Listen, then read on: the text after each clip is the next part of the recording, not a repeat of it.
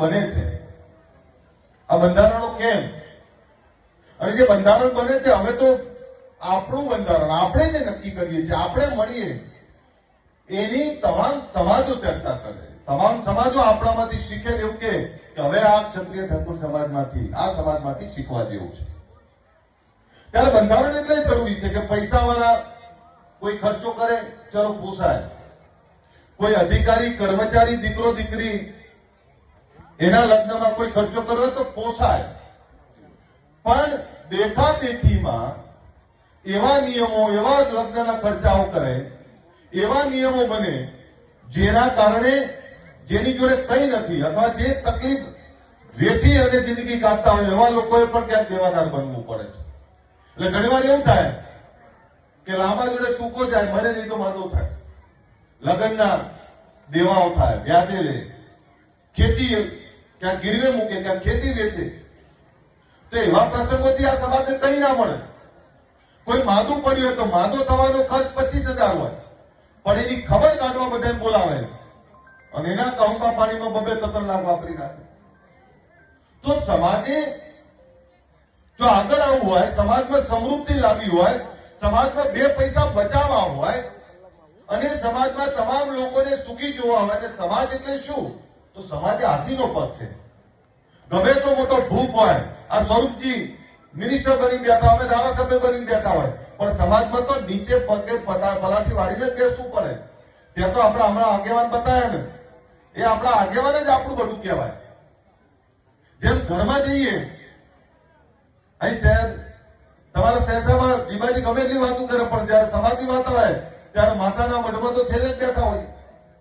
હું જાઉં ને તો મારા ગામમાં મારું ના ચાલે, મારા ઘરમાં, મારા કુટુંબમાં મારું ના ચાલે. ત્યાં તો નીચે જ બેસવું પડે, ત્યાં છેલ્લે બેસવું પડે, આગળ ના બેહાય. એ તો આપણો ભાગડી વાળો બાપ આપણી આબરૂ છે, અને એ છે ને તો આપણે છીએ. પણ સમાજમાં સમાનતા આવે, સમાજ એક થાય, સમાજમાં બધા જ સરખા, ઊંચ નીચ કઈ નહીં, સમાજમાં બધા જ એક રહી છે, એક સમાજ, એક રિવાજ, એ વિચારધારાને આગળ વધારવી પડે. અને એના માટે બંધારણમાં જે આપણા બાપદાદાઓ, આપણા ઘડિયાઓ જે નિયમ બનાયા એ જ સાચા હતા ભાઈ.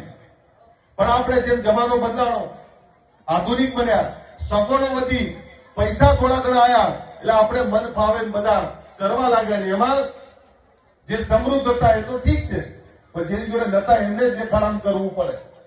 બધા એવું કે દેખાડામ કરવું પડે, કોઈ દેખાડામ નહીં. લગ્નમાં જે વરરાજાના વરઘોડામાં 25 લાખ 50 લાખ વાપરી નાખ્યા, વર્ષના અંતે એ વરરાજાને ઉભો રાખી પૂછો તો એના ગજવામાં 500 રૂપિયા ના મળે, એવા દેખાડાથી કઈ ના મળે. એના કરતા સાદગીથી લગ્ન કરવા સારા. મને પૂછો, મારા દીકરાના 10-15 હજારમાં લગ્ન થયેલા, અને એનું કારણ એ હતું કે સગાઈ થયેલી કે હું 3 વર્ષ જેવું થયું જીબાજી, એટલે મને પૂછે ને હું ના પાડ કરું. તો એક દિવસ આવી રીતે કાર્યક્રમ પતાવીને ઘરે બપોરે જઈને જમતો હતો, એટલે મારા પપ્પા એમ બેઠા, મને કે લગ્ન કરી લીધા. એટલે હું તો હજુ પહેલો જ કોડિયો લઉં છું. મેં કોના કર્યા? એટલે મને કે આપણા ઉત્સવના લગ્ન.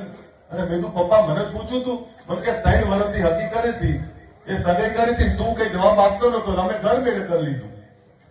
મને કોઈ કહેવા નહીં આવ્યું. હું જે કહેવા માંગુ છું, મને કોઈ કહેવા નહીં આવ્યું કે તમે આખા ગામમાં બધે જઈને જમ્યા છો તો તમે જમાડો. આપણે શું કહીએ, બધાનું જમ્યા છે એટલે જમાડવું પડે. વાત તો આજ આવી છે. મને કોઈએ મેનું નહીં માર્યું, જે મને એવું કીધું સારું કર્યું.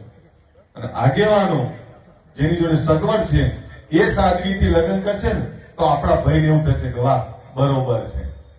આપણો સમાજ એ ઊંચ નીચનો ભેદભાવ ના રાખવાનો પડે. ભાઈઓ ભાઈઓ જ હોય, અને ભાઈઓ વચ્ચે કોઈ એકબીજાને મેળા ના મારવાના હોય.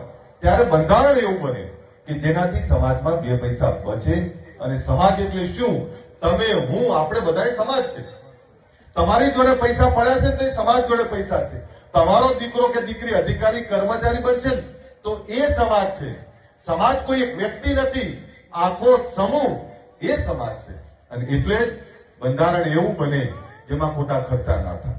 ખોટા દેખાડા ના થાય, કોઈ દેવામાં ના ડૂબે, બધાના નિયમો સરખા, બધા એક સરખો નિયમ પાળવો, એનું નામ બંધારણ. એટલે એક એવું બંધારણ જયારે 8મી તારીખે આપણે અહીં મળવા જઈ રહ્યું છે